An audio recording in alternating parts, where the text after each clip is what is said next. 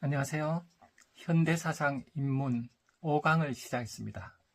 제목은 현대사상의 원류, 니체, 프로이드, 마르크스입니다.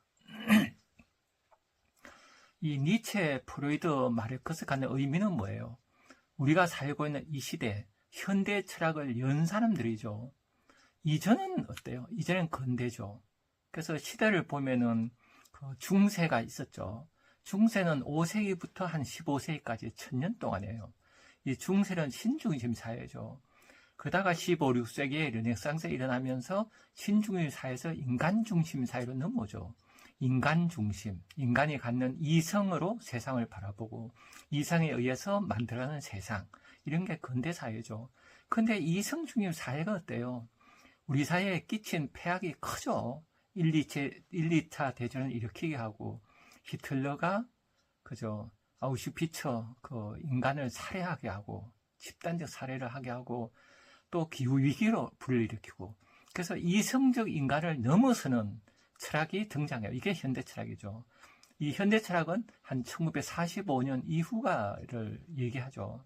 그래서 오늘 공부하는 니체, 프로이드, 마르크스는 인간 이성이 아니라 어떤 니체 같으면 인간의 힘의 의지, 프로이드 같으면 무의식, 마르크스는 경제, 이런 것이 인간을 움직인다는 거예요. 인간의 근원적 힘이 무엇이냐에 대해서 이분들은 이성을 넘어서는 철학자들이죠.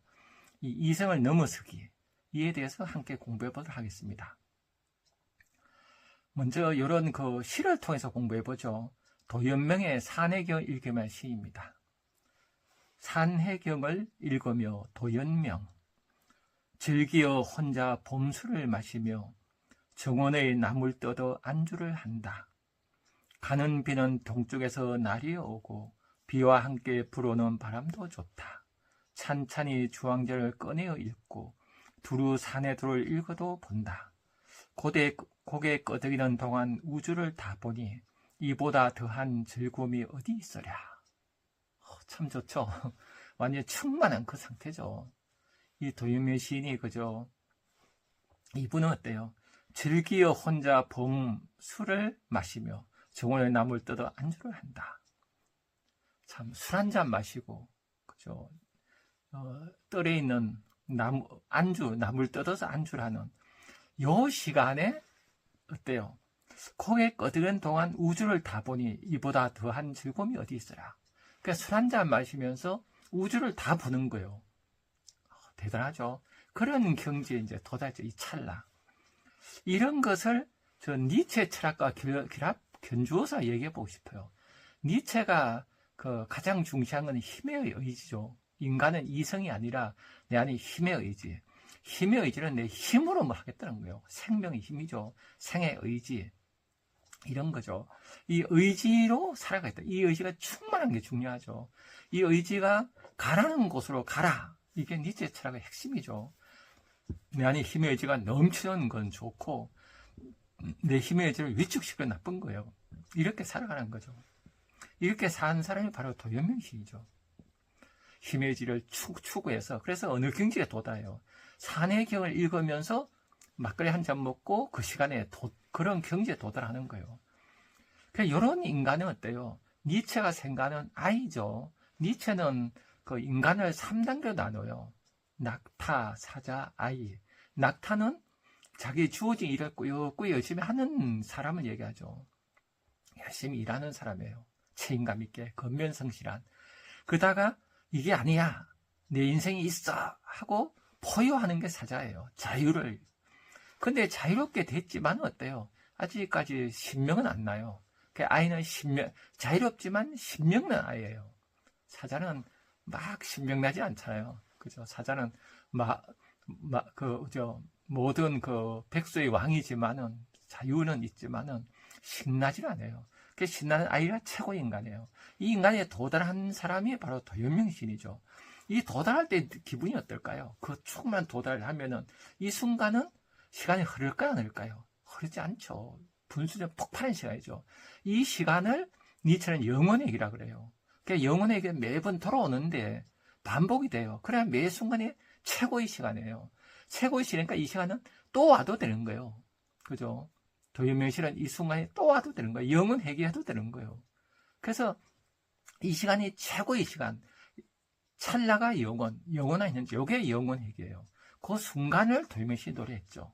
이 시를 통해서 니체 철학의 핵심을 이해할 수 있다 봐요. 힘의 의지가 충만한 힘의 의지로 가고 힘의 의지에 의해서 나를 극복하는 인간, 그게 초인이죠. 그 초인을 아이라고 그랬죠. 아이가 된 도유명시인. 이 순간 영원 회개의 시간. 그 철학, 그 니체 철학 핵심이 다 담겨 있죠. 이번에는 그 인간을 움직이는 것을 근원적인 무의식의 성연위적으로 본 사람이 프로이드예요. 이 프로이드의 핵심, 프로이드는 이성적 인간이 아니라는 거예요. 그래서 우리가 꼭 알아야 되는 거는 프로이드 사례를 깊이 아는 건 또 따로 공부해야 되겠죠. 전문가에게. 전 전문가가 아니지만은 이 프로이드에게서 배우는 건 바로 무의식이에요. 인간을 움직이는 건 무의식이다. 그래서 이 무의식을 우리가 어때요? 이성적 인간으로 많은 사람이 생각을 해요. 그러면 불행해져요. 내 안에 무의식이 나를 움직이죠. 그런 시를 읽어보겠습니다. 이봐 오늘 내가 김은희 문이 벌컥 열리고 헐레벌떡 추억은 되돌아온다. 마치 잊은 것이라도 있다는 듯이 추악한 삶보다 끔찍한 것은 추악한 추억. 까마귀 고기를 먹어가며 추억은 정욕과 망각의 까마귀 나를 구워 먹으며 추억은 나보다 오래 살 것이다. 헐떡거리며 추억은 100살까지 발기할지 모른다. 참 좋은 시죠. 그러니까 헐떡거리며 추억은 100살까지 발기할지 모른다. 이 지나간 시간, 이게 계속 돌아오는 거예요. 그죠?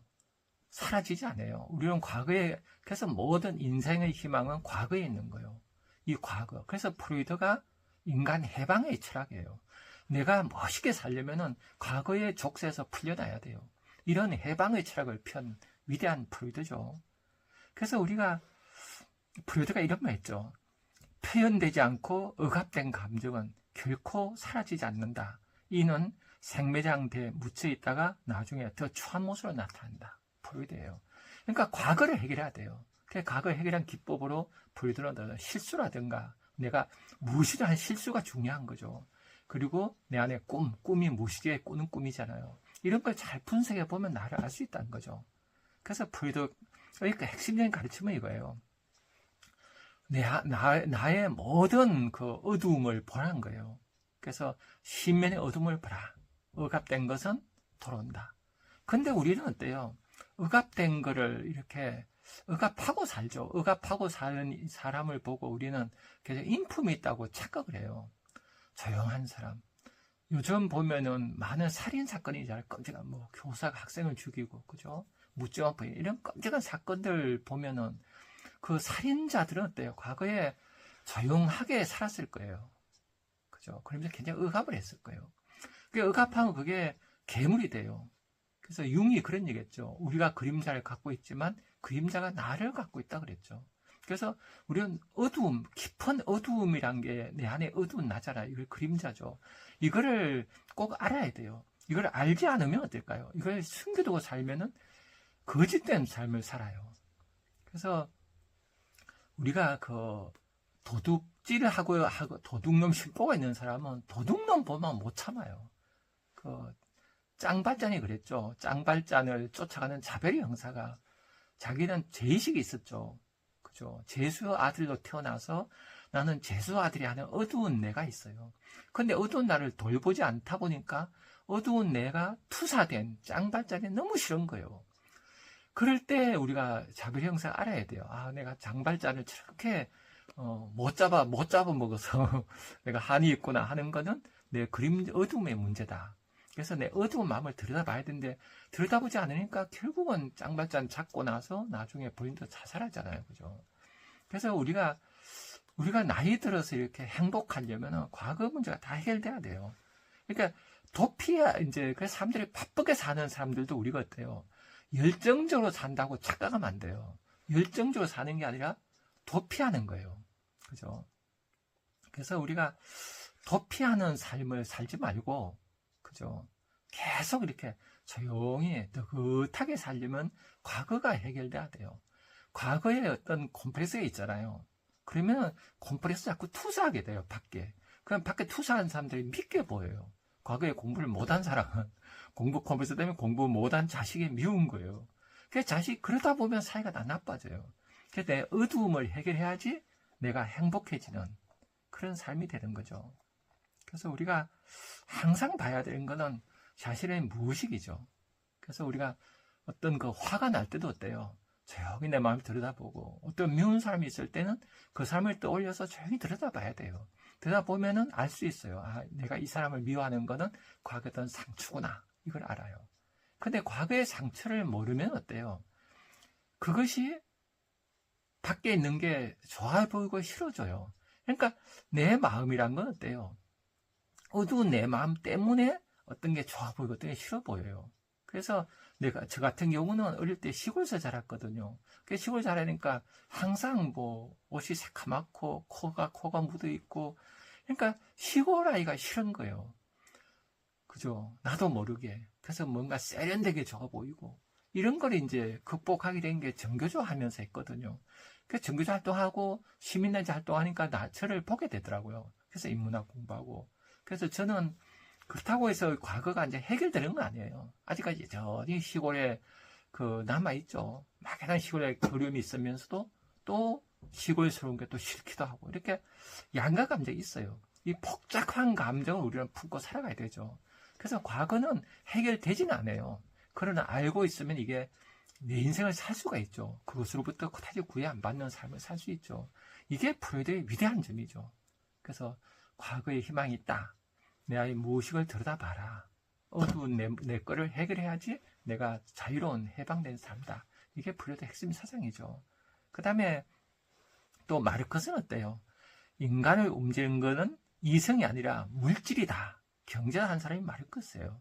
그 마르크스는 모든 역사를 경제로 이제 해석했죠. 생산력의 발전, 생산관계의 모순, 이걸로 모든 역사를 풀어냈어요. 유물론자죠.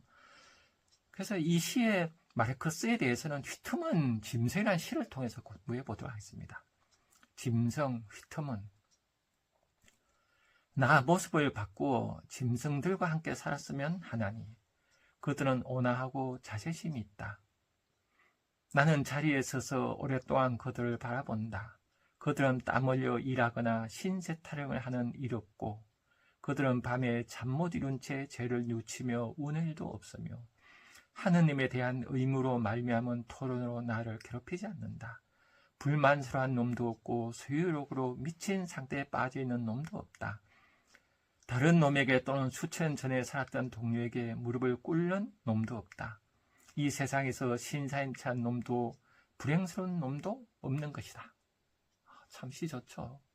그러니까 우리 현대 철학을 연 니체, 프로이드 마르크스는 어때요? 인간이 이성적 존재가 아니니까 나를 움직이는 것부터 해방되는 거예요. 마르크스는 경제로부터 해방해라. 물질로부터. 그죠? 프로이드는 무엇으로 해방해라. 니체 내 안에 힘의 의지로 살아서 힘의 의지를 억압하지 말고 거짓된 삶을 살지 말아라. 이런 게 현대 철학자들은 다 인간의 자유로움, 해방을 추구하는 철학자들이죠. 그래서 여기서 어때요? 이 시에서 보면 이런 기질이 나오죠. 소유욕으로 미친 상태에 빠진 놈도 없다. 이게 현대 자본주의의 가장 큰 문제죠. 그래서 자본주의 문제가 현대에 어때요? 빈부격차 문제, 또 인간이 소외돼요. 물질을 숭배하게 되죠. 돈이면 최고야. 이런 세상이 우리 그런 세상에 살잖아요. 그럼 물질을 숭배하다 보면 어때요? 우리가 천박하게 돼요. 물질로 다 평가하잖아요. 지금 우리 사회 보면 모든 걸 물질로 평가하는 사회에 살지 않아요. 강남 왜 살려고 그래요? 물질이죠. 왜 서울대 가려고 그래요? 물질이잖아요. 모든 게 물질이에요. 이런 사회는 영혼이 말살되고 영혼이 메말라 버려요.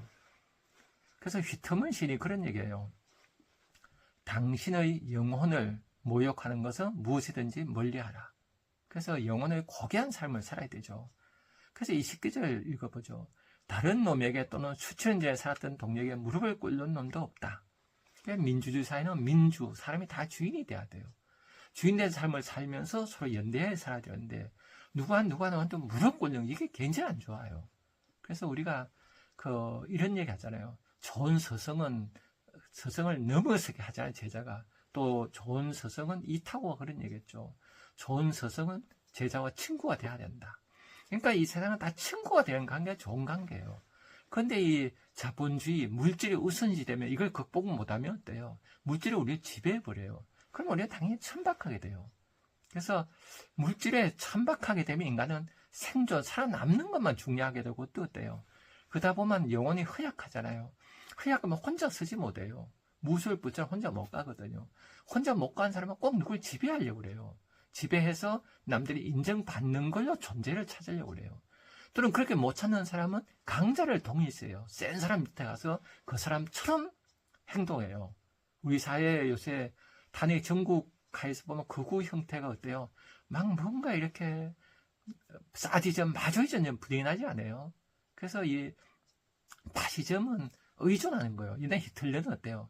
독일 사람들이 히틀러한테 다 의존한 거예요. 히틀러는 사디스트고 그 독일 국민들은 마조이스트예요. 우리 사회에 이런 분위기 모습이 보이잖아요. 이래서 우리가 그 당당한 한 인간으로 이렇게 살아가야 돼요. 그러기 위해서는 우리가 자유로운 인간, 그죠? 어느 누구에도 무릎 꿇지 않는 인간, 이런 인간이 고귀한 인간이 돼야 되죠. 그래서 우리가 이런 철학 공부하는 거는 현대에 살면서 내가 나를 보기 힘들어요. 그래서 철학 공부에서 이런 그 철학의 아버지를 통해서 우리를 볼 때 이제 제대로 보이는 거죠. 그래 될 때 우리가 어떤 자유로운 길이 보이고 새로운 길이 보이죠. 그래서 우리가 이 그 이성, 인간이 이성을 넘어서야 되는 시대에 우리가 살고 있어요. 인간 이성은 반드시 이분법 이항 대립이에요. 꼭 두 개 나눠봐요. 나눠보다 보면 반드시 어느 하나는 높게 돼요. 우리가 이런 그 이항 대립 넘어서지 못하면 나와 너가 있고, 그죠? 사회와 문명과 자연. 이렇게 돼서 자연을 파괴시키고, 내가 너를 파괴시키고, 이렇게 해서 뭔가 이 세상이 전체가 망가지게 돼요. 이걸 넘어서려면 어때요? 이항 대립을 넘어서야 되죠. 넘어서려면 우리 안에 콤프레스 되고 있는 거, 물질이 우리를 움직이는 거, 그 다음에 무엇이 우리를 움직이는 거, 힘의 의지가 안에서 올라와서 나를 움직이는 거, 이런 것들로부터 자유로워져야 돼요. 그런 인간을 향해서 하는 게 현대 철학의 그 지금 모습이죠. 그래서 우리 이런 공부를 하면서 그 인간의 극한까지 가서 아름다운 인간이 되도록 꿈꿔봅시다. 감사합니다.